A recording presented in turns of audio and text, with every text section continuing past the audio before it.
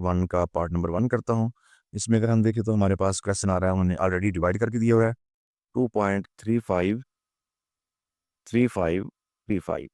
तो मैंने आपको बताया कि अगर कोई ऐसा अदद जो कि रिपीट आगे कंटिन्यू तो है, रिपीट तो हो रहा है, लेकिन ब्लॉक्स में हो रहा है, एक जैसे नंबर आ रहे हैं, जैसे 353535, तो ये जो है ये सारे के सारे रैशनल में लाया करेंगे, यानी these are called rational number.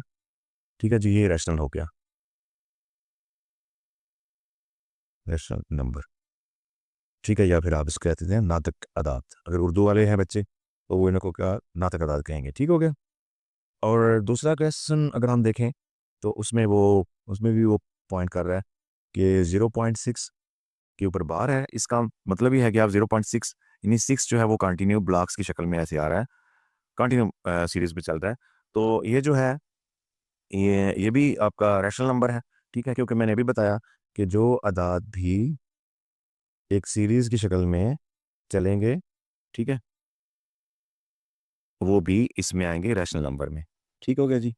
आगे नेक्स्ट क्वेश्चन है, मैं कोशिश ये कर रहा हूँ कि जो हेडिंग बनी हुई है ना इनमें ही लिखता जाऊँ, यानी ठीक है जी, आपको वो क्लियर रहे।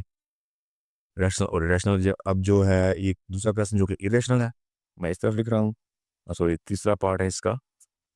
तो 2.236067 और कंटिन्यू है, तो ये इरेशनल है। देखें, एक तो ये जारी है आगे, दूसरा ये है कि इसके जो पॉइंट के बाद है वो एक जैसे भी नहीं आ रहे, अलग अलग आ रहे हैं, तो इनको हम जो है वो फ्रैक्शन की सूरत में नहीं लिख सकते, लिहाजा ये भी जो है वो आपका इरेशनल नंबर में ही आएगा। ओके, इसके बाद सेवन्थ रूट है, आप उसको हल करें, 7 पर रूट लें।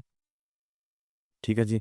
तो यानी क्वेश्चन नंबर आपका आ रहा है ये 4 पॉइंट है, तो ये सेवन्थ रूट, उसको सॉल्व करने से मेरे पास जो आंसर आ रहा है, मैंने इसका सेवन्थ रूट कैलकुलेटर से किया है 2.67 सॉरी 645751 311 सो ऑन, मतलब इस तरह से इसका है, तो ये भी इरेशनल में आ गया। ओके हो गया जी। इसी तरह आपके आगे क्वेश्चन आ रहा है ई, क्वेश्चन नंबर 5। तो ई की जो मैथमेटिकली वैल्यू होती है वो इसकी 2.71828